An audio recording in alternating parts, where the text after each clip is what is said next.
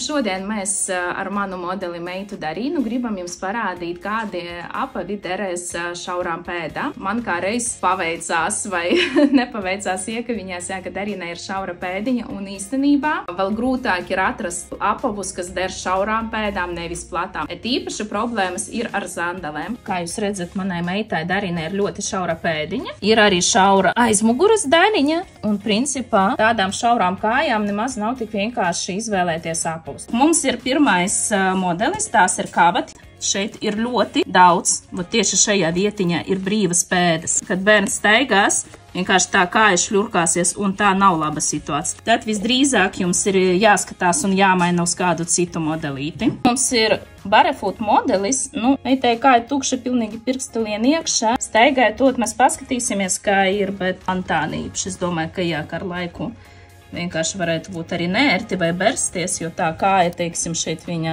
nestāv īsti. Šis modelis pēdiņā, principā, rekur ir normāli. Ir arī citi biomehānikas modeliši, kuri arī der parasti šaurām pēdām. Šeit visdrīzāk tieši manai meitai berzīs, tā kā to pēdiņu, šī vietiņa, tāpēc ļoti tiešām jāskatās, jo kad tā šaurā pēdiņa, un ļoti labi neapakam šī daļa, tad var berst. Te var derēt, bet tā principā zem jautājuma. Drīzāk es pat teiktu, ka nē, jo arī ļoti daudz te brīvas vietas. Šeit mums Superfit modelis, šis kā reiz ir tas, kurš ideāli der. Un principā šaurām pēdām ļoti bieži der tie modeļi, kur aizmugurē tā regulējās. Šis Superfit man arī ļoti patīk, jo šeit ir mīgs tekstils.